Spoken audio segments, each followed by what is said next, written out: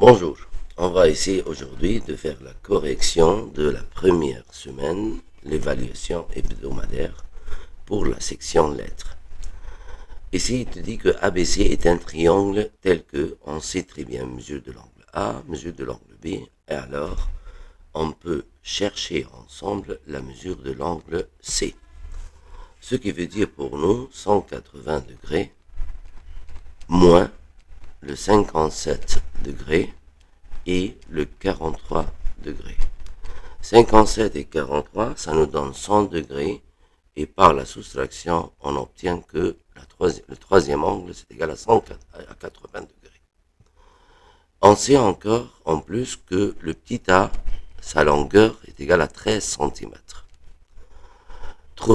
On veut trouver la longueur de C. Et alors, on peut utiliser la loi de sinus puisque on a la mesure de l'angle A et on sait encore en plus la longueur du côté A. On a alors un angle et un côté opposé. Et alors A sur sinus de A, c'est égal à petit c sur sinus de C. Ce qui veut dire 13 sur sinus de 57 degrés, c'est égal à le petit c, c'est l'inconnu, sur sinus de l'angle C qu'on a déjà calculé, c'est 80 degrés. Et alors, à la fin, on peut trouver le petit c en faisant le produit en croix, c'est 13 sinus de 80 sur sinus de 57 degrés. En utilisant ta calculatrice de cette manière, alors on va faire 13 fois sinus de 80, n'oubliez pas de fermer les parenthèses, divisé par sinus de 57 degrés, et on obtient cette valeur, c'est 15, n'oubliez pas de prendre au moins 4 chiffres après la virgule pour qu'on puisse faire la approximation après. Il te demande à un décimal près, et alors ça c'est un décimal près, et le 6 agrandit le 2, et alors la valeur finale c'est 15,3 cm près. J'espère que c'était bien en détail et c'est compris. Reprenons maintenant la question numéro 2. X, Y, Z est un triangle tel que mesure de l'angle X c'est connu, mesure de l'angle Y encore c'est connu, alors on peut trouver la mesure de l'angle Z. Ça donne 180 degrés moins la somme de deux autres. C'est à peu près la même idée. Alors 65 plus 45 ça donne 110 degrés, 180 moins 110 ça donne 70 degrés. Et on sait que, encore en plus, le petit x comme longueur est égal à 8 cm du côté. Et alors on a l'angle x et on a encore la longueur du côté opposé. Comme ça on peut utiliser la loi de sinus. Et alors, on cherche à trouver le périmètre. Pour trouver le périmètre, on peut utiliser la loi de sinus toujours, mais avec une petite propriété de la troisième préparatoire, que le périmètre, comme somme de petit x plus y plus z, c'est sur la somme des angles, la sinus des angles, sinus x plus sinus y plus sinus z. Ce qui donne n'importe quel un côté et la sinus de l'angle opposé. On a alors le petit x sur sinus de x. Et alors, ça c'est connu, ça c'est connu, ça c'est connu. On peut trouver maintenant le périmètre facilement. Alors le périmètre sera le petit x qui est égal à 8 cm fois la somme des sinus, c'est sinus 65 plus sinus de 45 plus sinus de z qu'on a déjà calculé, c'est sinus de 70. tout ça divisé par la valeur de sinus de x qui est égale à sinus de 65. Et alors, on va essayer de calculer ça vite sur notre calculatrice toujours. Et alors, c'est 8 multiplié par des parenthèses.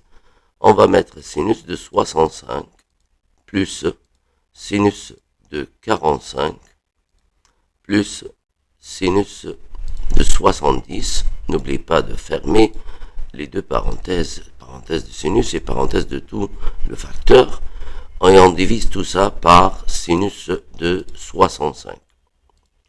Et ça nous donne 22,5363.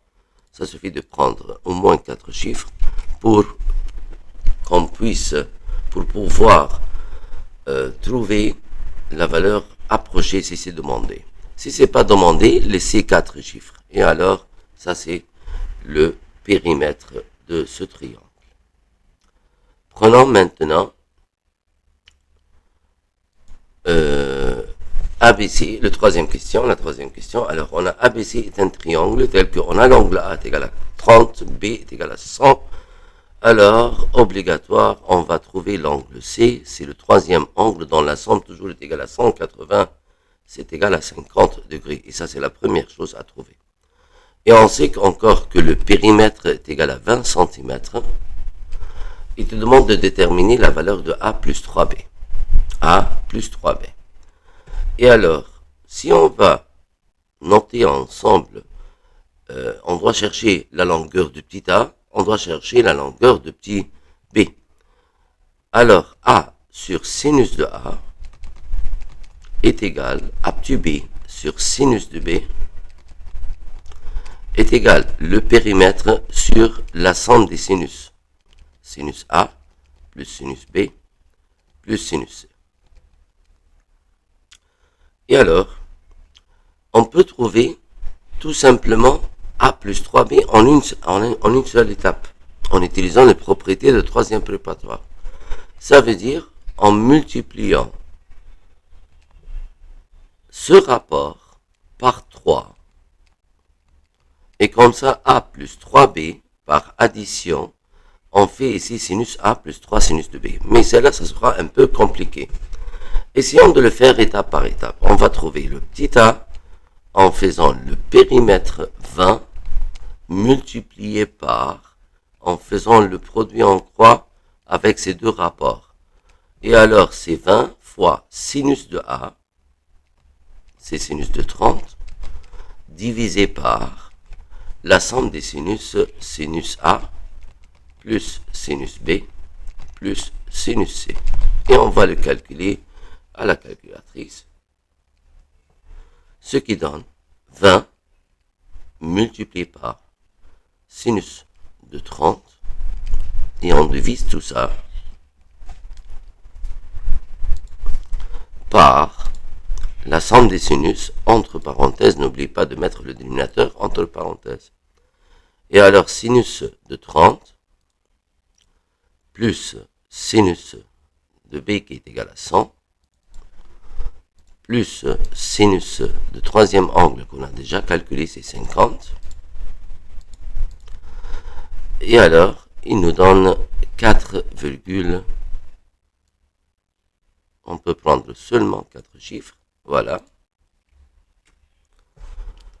Et on peut encore calculer le petit b en faisant la même chose de même. Alors, le périmètre toujours, multiplié par la sinus de b qui est égale à sinus de 100. Et on va diviser tout ça par la somme toujours des sinus, sinus a plus sinus b plus sinus c. Et on va calculer ça à la calculatrice. Ce qui nous donne 20 fois sinus de 100. Et on divise tout ça par le dénominateur, ce qui est égal à sinus de 30 plus sinus de 100 plus sinus de 50. On obtient cette valeur-ci. Et en trouvant les deux valeurs, on peut dire facilement maintenant que a plus 3b, si on va travailler à n décimal près, celle-là, ça a à peu près 4,4 cm. Et celle-là, ça donne 8,8 cm. Et la dernière chose à trouver, c'est a plus 3b. En remplaçant, ça donne 4,4 plus 3 fois 8,8 cm. Qu'on peut le faire toujours à la calculatrice. Et alors 4,4 plus 3 multiplié par 8,8, ce qui donne 30,8 cm. Et comme ça, centimètres près bien sûr, et comme ça on a trouvé la dernière réponse trouvée, c'est pour trouver la valeur de a plus 3b. Prenons maintenant la question numéro 4. C'est une question qui se répète beaucoup dans les examens. C'est très important. Il t'a donné la forme 4 sinus de A qui est égale à 3 sinus de B qui est égal à 6 sinus de C. Mais ce n'est pas la même forme de la loi de sinus. Alors, pour avoir la même forme de la loi de sinus, on va diviser par le PPCM des coefficients 4, 3 et 6. C'est le plus petit commun multiple. Alors, on va diviser par 12. 12 est un nombre qui est divisible par 4, divisible par 3, divisible par 6.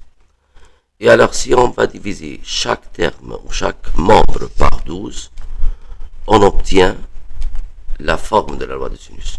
Par la simplification par 4, ça donne 3 au dénominateur. Par 3, ça donne 4 au dénominateur. Par 6 toujours, ça donne 2 au dénominateur.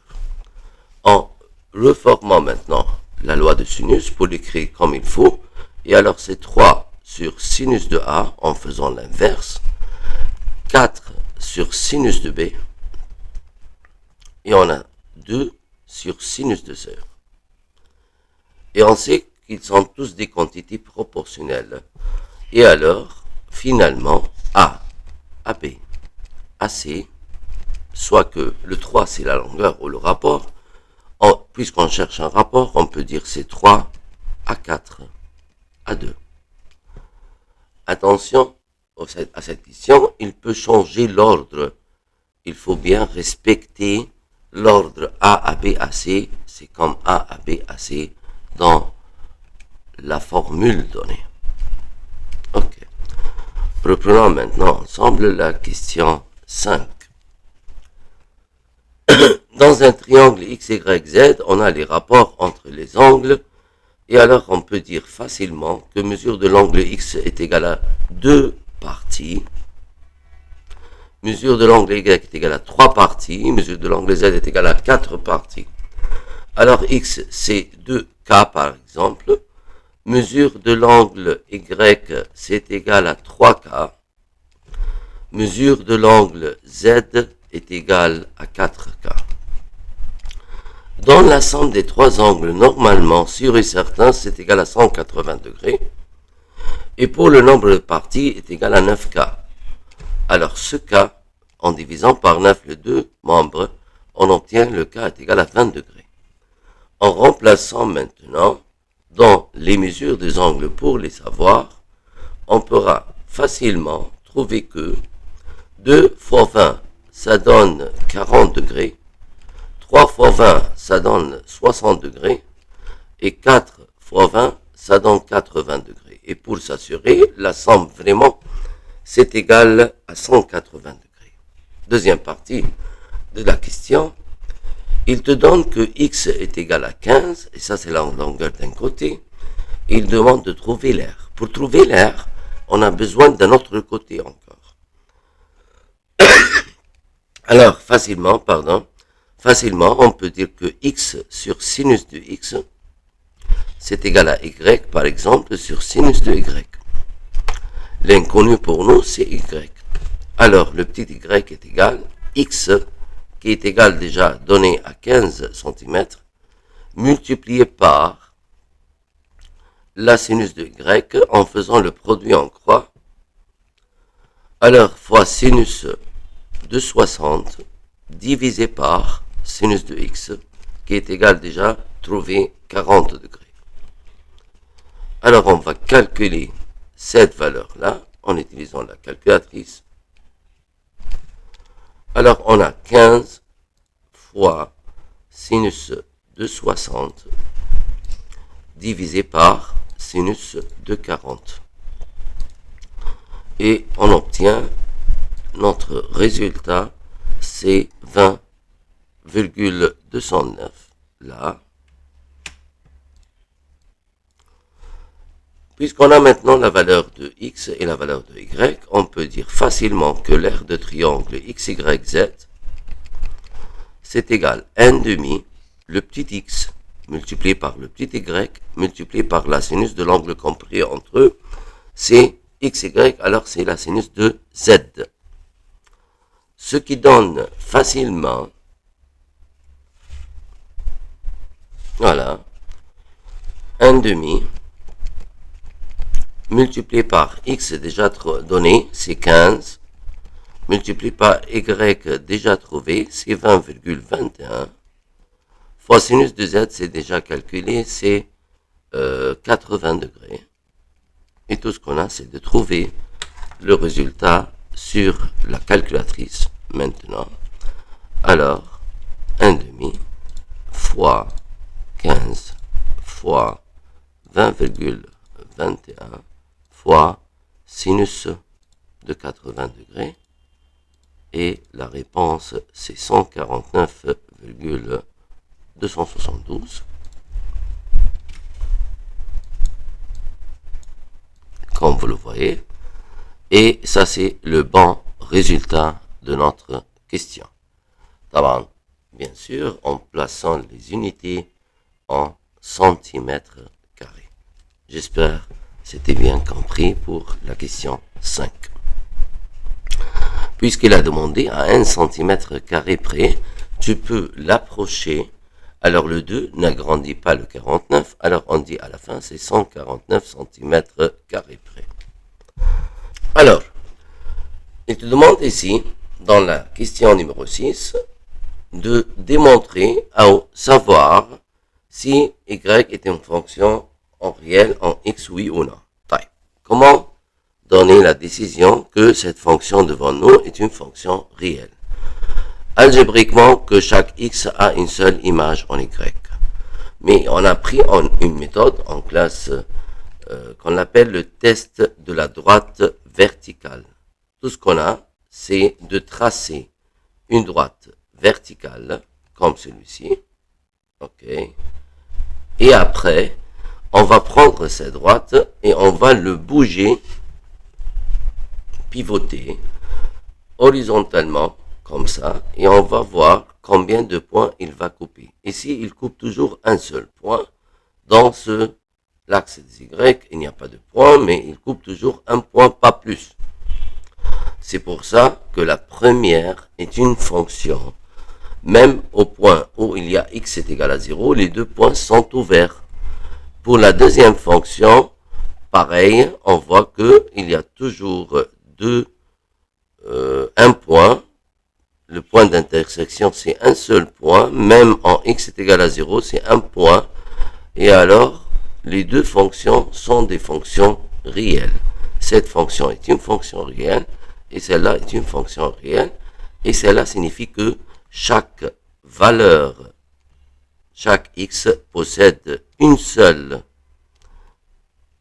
image en y. Ok, on continue après la question suivante. Si la figure ci-contre est la représentation graphique de la fonction f, ok, détermine l'ensemble de définitions de la fonction. On veut déterminer l'ensemble de définitions de la fonction. Alors, ça se voit clairement que cette partie, c'est illimité, elle continue. Et alors, elle vient de moins l'infini jusqu'à arriver à cette valeur, c'est le 2. Mais dans le 2, le point est ouvert. Et après, il continue jusqu'à un point fermé en 6. Et alors, on a deux parties. L'ensemble de définitions de cette fonction, c'est à partir de moins l'infini ouvert, bien sûr, jusqu'à arriver au point dont le x est égal à 2. Ouvert. Union de 2 jusqu'à 6 fermé. On peut le créer comme ça, ou autrement, on peut le créer de moins l'infini jusqu'à 6 fermé en supprimant le 2. Ce sont les deux méthodes par lesquelles on peut exprimer l'ensemble des définitions. Dans l'exercice numéro 8, il te donne une fonction qu'on appelle une fonction à double définition. La première définition, c'est x au cube moins 4, et ça, on l'utilise dans l'intervalle de moins 1 jusqu'à 2 ouvert. Et la deuxième définition, c'est x plus 3, on l'utilise pour toute valeur de x supérieure ou égale à 2. Il te demande de trouver f de 0. Le 0, comme valeur de x, se trouve dans la première forme. Et alors, c'est 0 au cube moins 4, ce qui donne moins 4. Il te demande de trouver f de 2. Le 2 se trouve dans la deuxième forme, parce qu'il te dit à condition que x supérieur ou égal à 2. Et alors, on va utiliser la deuxième forme, c'est x plus 3. Alors, 2 plus 3, ça donne 5. f de 4, c'est toujours dans la deuxième forme, alors c'est 4 plus 3 qui est égal à 7. Alors cela veut dire pour nous que l'image de 0 est égale à moins 4, c'est le point 0 et moins 4. L'image de 2 est égale à 5, ça représente le point 2 et 5. L'image de 4 est égale à 7, ça représente le point 4 et 7. Question 9. Détermine l'ensemble de définitions. Alors pour déterminer l'ensemble de définitions, il faut faire attention à deux conditions. Pas de dénominateur nul, et alors on a un dénominateur ici. Ça c'est la première condition. Alors x moins 3 doit être différent à 0. Alors le x doit être différent à 3. Qu'on peut le représenter à la forme ensemble de définitions, toutes valeurs réelles sont le 3 ou autrement de moins l'infini jusqu'à 3 ouvert, union de 3 ouvert jusqu'à plus l'infini. Question 10, et ça c'est la deuxième condition pour chercher l'ensemble de définitions. Si on a une racine carrée ou n'importe quelle racine paire, tout ce qu'il y a sous la racine doit être nul ou positif. Cela veut dire pour nous qu'il ne doit pas être négatif. Alors x plus 1 doit être supérieur ou égal à 0. Alors x supérieur ou égal à moins 1. Alors donc on a l'ensemble de définitions, c'est à partir de moins 1 jusqu'à plus l'infini. Bien sûr le moins 1 est fermé parce qu'il y a le symbole égal. Pour la question 11, il te demande de déterminer l'ensemble de définitions de cette fonction. Maintenant, on a une racine au dénominateur. Puisque la racine au dénominateur, on prend tout ce qu'il y a sous la racine, x moins 2, doit être supérieur strictement à 0. Cela veut dire pour nous que x moins 2 ne peut pas être égal à 0 puisqu'elle est au dénominateur. Et alors le x est supérieur à 2, donc notre ensemble de définitions est toujours de 2 ouvert jusqu'à plus l'infini. On continue. Alors, pour ces exercices-là, détermine l'ensemble de définitions de la fonction, et on a toujours à double définition, ou deux formes de définition, mais on peut lire l'ensemble de définitions à partir de la condition. Ça se voit que le x, ça commence par moins 4, et c'est fermé parce qu'il y a le symbole égal. Ça continue jusqu'à le 2, et c'est fermé pour la deuxième forme, jusqu'à le 7 ouvert. Et alors, en total, c'est de moins 4 à 7 ouvert. Dans cet exercice, il te dit, à l'aide de la figure ci-contre, on veut trouver f de 1. Ça, c'est le 1. f de 1, c'est le point fermé. Et ça se voit, son image est égale à 3. Alors, f de 1 est égal à 3. Mais quand on va trouver la limite cherche les points ouverts. Alors limite de quand f de x, quand x tend vers 1, ça veut dire s'approche de 1. Et alors on voit que les y s'approche de 1 encore. Et alors la valeur de cette limite est égale à 1. Pour la question 14, f de 0, c'est non défini. Pourquoi? Parce que l'image de 0 a 2 points représentés par des trous ouverts. Alors c'est non défini. La valeur est non définie. Pour la limite de cette fonction quand x tend vers 0, on dirait que n'a pas de limite. Pourquoi? Parce que limite de cette fonction, quand le x s'attend vers 0 négative, le 0 négatif c'est ça, c'est 0 d'à gauche. Et alors on voit que ça s'approche de moins 2. Et la limite de cette fonction, quand x tend vers 0 positive, c'est ça le 0 positif, c'est s'approcher de 0, mais d'à droite. Et alors, on voit c'est égal à 2. Et puisque les deux valeurs ne sont pas égales, alors la limite de cette fonction, quand x tend vers 0, on dit pas de limite ou la limite n'existe pas. Soit pas de limite ou que la limite n'existe pas. Dernière question. Dans la figure suivante, on cherche f de 2. f de 2, voilà le 2, et on a un point ouvert. Alors c'est pas, on peut pas utiliser f de 2. Alors f de 2 toujours c'est une valeur non définie. Mais la limite c'est un seul trou, et alors quand le x s'approche de 2, on voit clairement si ça c'est le 2, ça c'est le 1, et alors f de 2 est égal à 1 demi. La moitié de 1, c'est 1 demi. C'est cette valeur-là. Et comme ça, les coordonnées de ce trou ouvert, c'est quand le x est égal à 2, le y est égal à 1 demi. Et que veut dire pour nous un trou ouvert? Ça veut dire que jamais le x sera égal à 2 et jamais le y sera égal à 1 demi. Ça, c'est l'utilisation de la limite. Merci. J'espère que c'était bien détaillé et à la prochaine.